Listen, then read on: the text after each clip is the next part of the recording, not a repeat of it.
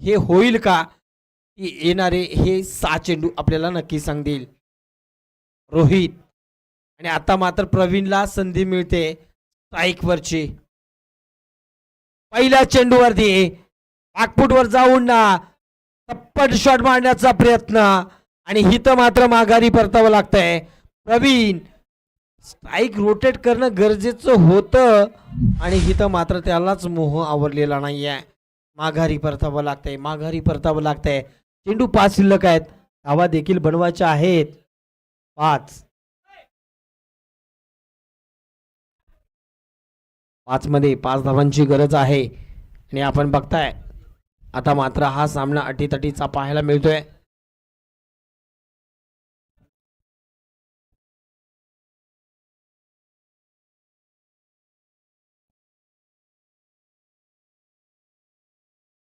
पाच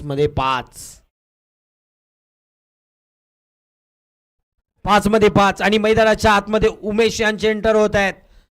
वैभव सुळेनं कारनामा दाखवायला सुरुवात केली, झलक दाखवली. पहिल्या चेंडूवरती प्रवीण याला माघारी धाडले आणि त्याच्यानंतर आता 5 मध्ये 5 धावांची गरज असताना उमेश आलाय. कारनामा कोणाचा सक्सेस होणार आहे ही येणारी वेळ सांगेल. पुढचा चेंडू पुढे येऊन मारण्याचा प्रयत्न आणि हा चेंडू चांगला आहे, हा चेंडू चांगला आहे. याच्यावरती आता डॉट चेंडू आलाय.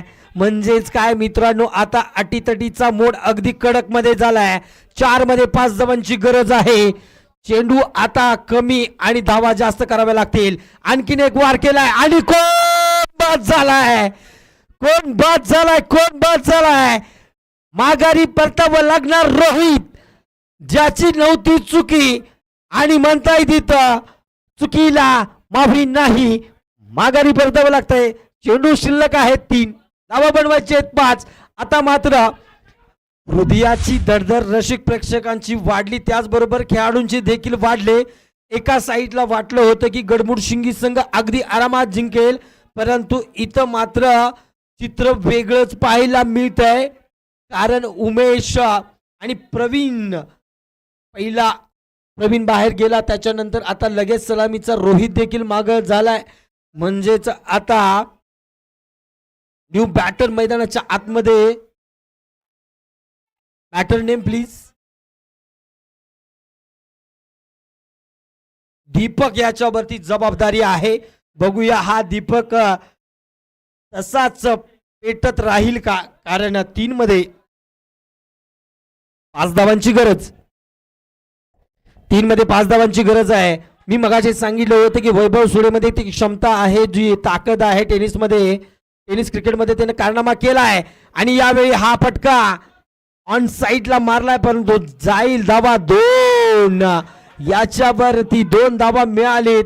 म्हणजेच आता शेवटच्या 2 चेंडूवरती 3 धावा कंपल्सरी चेस आहे, त्यामुळे 3 धावा कराव्याच लागतील. बॉल टाकायचा आतमध्ये.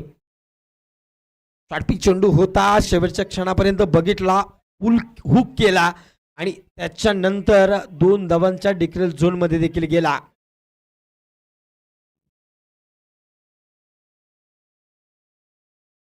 दोन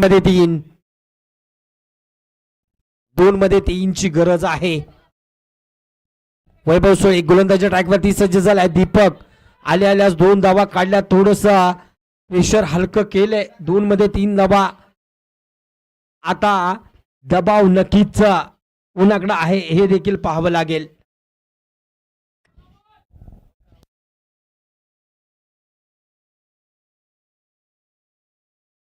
आणि याच दरम्यान विकेटचं होतंय पातन, माघारी परतावं लागतंय उमेश याला.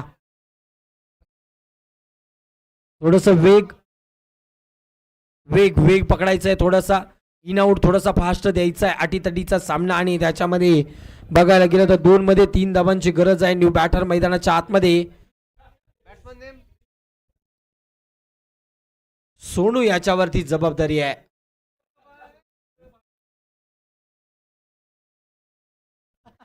सोनू याच्यावरती जबाबदारी आहे. चला थोडस स्पीड द्या, इन आउट थोडासा फास्ट द्या.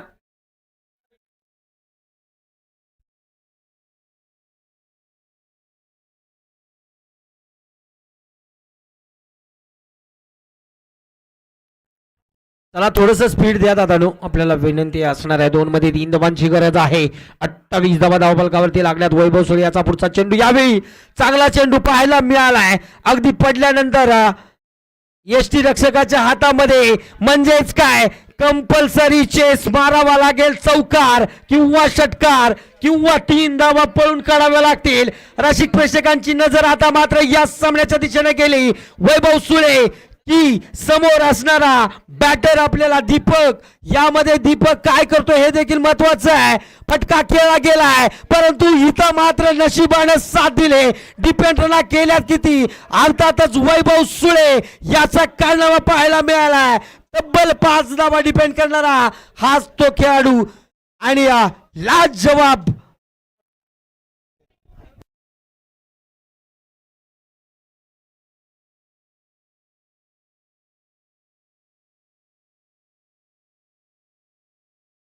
मागचा बॉल टाकायचा आतमध्ये, विनंती असणार आहे. चांगला सामना